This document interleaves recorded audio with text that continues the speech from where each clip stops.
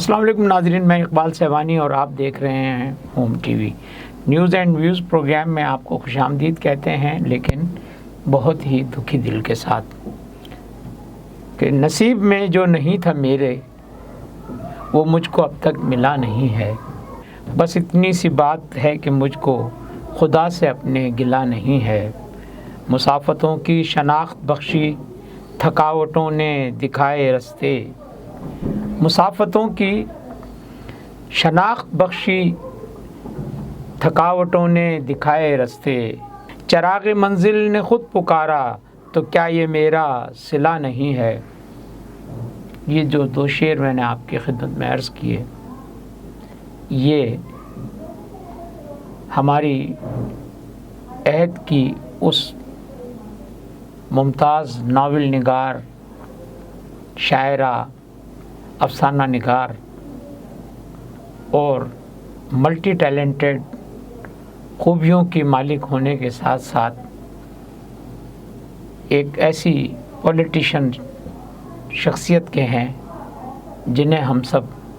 بشریٰ رحمان کے نام سے جانتے ہیں، اور جو ہمیں کل ہی داغ مفارقت دے کر اس جہان فانی سے کوچ کر گئی ہیں۔ بشریٰ رحمان ایک عہد کا نام ہے۔ انہوں نے 1944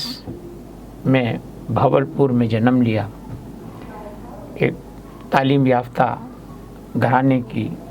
دختر تھیں۔ ان کا جو ادبی سفر تھا وہ اس عمر میں شروع ہوا جس عمر میں لڑکیاں گڑیوں سے کھیلتی ہیں۔ 12 سال کی عمر میں انہوں نے اپنا پہلا افسانہ لکھا جو 13 سال کی عمر میں شائع بھی ہوا، اور 17 سال کی عمر میں انہوں نے اپنا پہلا ناول چارہ گر کے نام سے لکھا، اور اس کے بعد بے شمار ناول ان کے منظر عام پر آئے۔ پھر انہوں نے شاعری کا آغاز بھی کیا، اور اس حوالے سے ایک بڑی دلچسپ بات ہے جو آپ کے ساتھ شیئر کرنا ضروری سمجھتا ہوں کہ وہ کالج میں پڑھتی تھیں، تو اس زمانے میں ان کی ٹیچر نے ان کے اندر ایک رائٹر کو دیکھ لیا تھا، اور وہ ہمیشہ ان کی ٹیچر جو ہے ان سے یہ کہتی تھی کہ بشریٰ آپ نے لکھنا ہے، شاعری کرنی ہے، آپ لکھنے کی طرف مائل ہوں۔ اور پھر ایک دفعہ ان کی ٹیچر نے اپنی پوری کلاس سے یہ کہا کہ غالب کہ وہ اشعار یاد کر کر آئیں کلاس میں جن میں رقیب کا ذکر ہو۔ تو تمام جو لڑکیاں تھیں انہوں نے وہ تمام اشعار تلاش کر لیے۔ بشریٰ ایک ہونہار شاگرد ہونے کے ساتھ، ایک اسٹوڈنٹ ہونے کے ناطے جو ہے ہمیشہ کلاس میں آگے بیٹھتی تھیں، لیکن انہوں نے غالب کا کوئی شعر اس وقت تک یاد نہیں کیا، اور جو یاد کیے وہ سارے شعر انہوں نے اپنی جب دوستوں سے ڈسکس کیے تو سب نے بتایا کہ یہ تو میں نے بھی لکھ لیا ہے، یہ تو میں نے بھی لکھ لیا ہے، یہ تو میں نے بھی لکھ لیا ہے۔ تو اب بشریٰ کے پاس کوئی گنجائش نہیں تھی کہ وہ بتائیں۔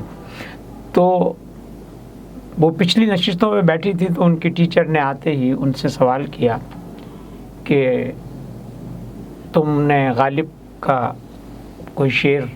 یاد کیا جس میں رقیب کا ذکر ہو؟ تو بشریٰ نے اسی وقت ایک ایسا شعر جو ہے وہ تخلیق کیا اپنی جانب سے، لگے لکھنے جو خط ان کو سیاہی ہو گئی کالی،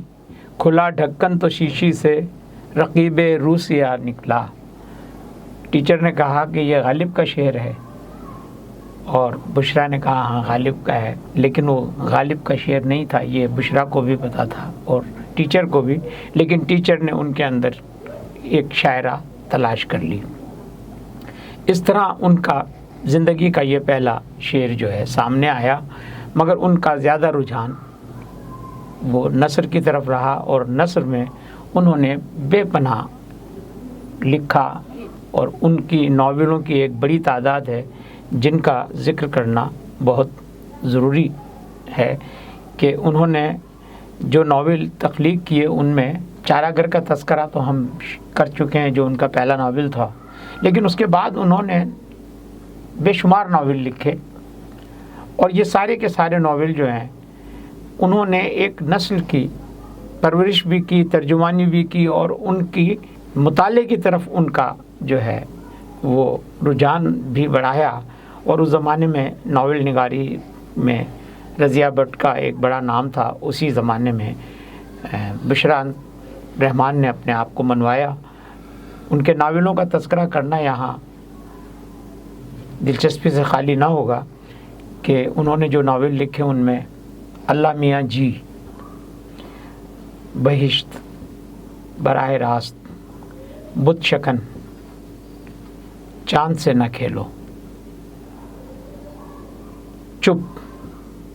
ایک آواز کی خاطر، خوبصورت، کس موڑ پر ملے ہیں، لازوال، لالائے صحرائی، لگن، پیاسی، شرمیلی، تیرے سنگ در کی تلاش تھی، پارسا، ٹک ٹک دیدم ٹوکیو، پھر افسانہ کے حوالے سے ان کا مجموعہ عشق عشق۔ ساتھ ساتھ ٹیلی ویژن کا دور آیا تو انہوں نے ٹیلی ویژن کے لیے لکھا، اور مارکا تلارا سیریل، بندھن ان کا بڑا سیریل تھا۔ اس کے ساتھ ساتھ وہ سیاست کی طرف بھی آئیں، لیکن انہیں ان کی ادبی خدمات پر ستارہ امتیاز سے نوازا گیا۔ سیاست میں آ کر انہوں نے اپنی سیاست کا آغاز جو ہے پنجاب اسمبلی کی مخصوص نشستوں پر رکن اسمبلی کی حیثیت سے کیا، اور وہ مسلم لیگ نون سے منسلک ہوئیں۔ وہ ایک بڑی سوشل ورکر تھیں۔ بھاولپور میں پیدا ہونے والی بشرا رحمان نے بھاولپور کے لیے بھی کام کیا، اور پاکستان میں ادب کے حوالے سے جانے کے بعد ان کا دوسرا حوالہ یہ سیاست کا میدان تھا، جہاں انہوں نے ایک پارلیمنٹرین کی حیثیت سے ملک کی مقدور بر خدمت بھی کی، اور لوگوں کے لیے ایسے فلاحی کام بھی کیے کہ لوگ انہیں ان حوالوں سے یاد رکھتے ہیں۔ ان میں ایک بہت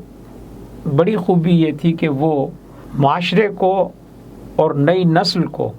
اپنی روایات کے ساتھ لے کے چلنا چاہتی تھی، اور ان روایات کی ترجمانی کرتی تھی، اور ان روایات کا دفاع کرتی تھی، اور اس